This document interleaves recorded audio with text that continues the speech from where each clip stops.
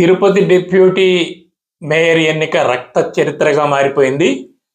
వైసీపీకి బలం ఉంది కనుక వాళ్ళని కిడ్నాప్ చేసి డిప్యూటీ మేయర్గా తమ అభ్యర్థిని గెలిపించుకోవాలని కూటమి భావించింది.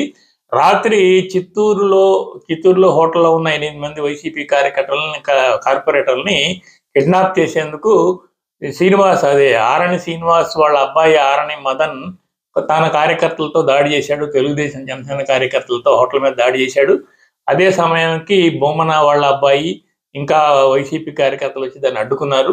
రాత్రి ఆ కథ ఆగిపోయింది. ఇప్పుడు ఆ 8 మంది కార్పొరేటర్లు ఒక బస్సులో ఎస్వి యూనివర్సిటీలో జరిగే ఎన్నిక గురించి ఎస్వి యూనివర్సిటీకి వస్తే అక్కడ గేటు దగ్గరే బస్సు లోపలికి వెళ్ళడానికి వీలు లేకుండా వెహికల్స్ అడ్డం పెట్టి ఆ బస్సు టైర్లో గాలి తీసేసి తెలుగుదేశం జనసేనకి సంబంధించిన ఒక 30 మంది కార్యకర్తలు బస్సు లోపలికి జొరబడి వైసీపీ కార్పొరేటర్లని లాక్కొని కొట్టుకుంటూ చొక్కాలు చించుకుంటూ మహిళలతో సహా బయటికి లాక్కొచ్చి వ్యాన్ ఎక్కిచ్చి తీసుకెళ్ళిపోతున్నారు. ఆ క్రమంలో అక్కడికి వాళ్ళ కార్యక్రమాన్ని అడ్డుకోవటానికి వచ్చిన వైసీపీ కార్యకర్తల మీద రక్తం కారేటట్టుగా కొట్టి గాయపరిచి 8 మంది కార్పొరేటర్లను తీసుకెళ్లారు. ఇదంతా కూడా జిల్లా ఎస్పీ పోలీసుల సమక్షంలోనే ప్రశాంతంగా ప్రజాస్వామ్యబద్ధంగా జరిగిపోయింది. సో ఇప్పుడు ఆ కార్పొరేటర్లు గైర్హాజరైనట్టు, మిగిలిన కార్పొరేటర్లంతా కూడా ఎన్నిక హాల్ ముందు వాళ్ళు వస్తేనే మేము ఎన్నికలో పాల్గొంటామని చెప్పేసి వాళ్ళు లోపల పోకుండా భీష్మించి కూర్చున్నారు.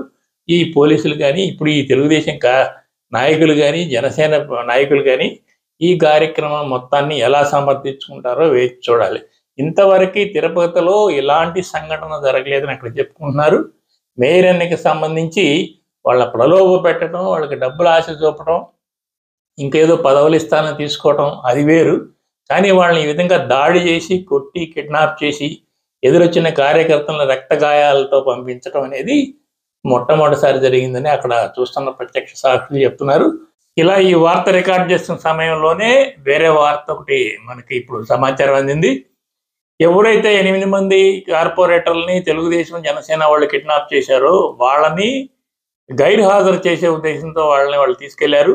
ఇక్కడున్న వైసీపీ కార్పొరేటర్లు ఎవరు కూడా వాళ్ళు వస్తే గానీ మేము లోపలికి వెళ్ళమన్నారు. దాంతో కోరం లేక ఎన్నిక వాయిదా పడింది రేపటికి.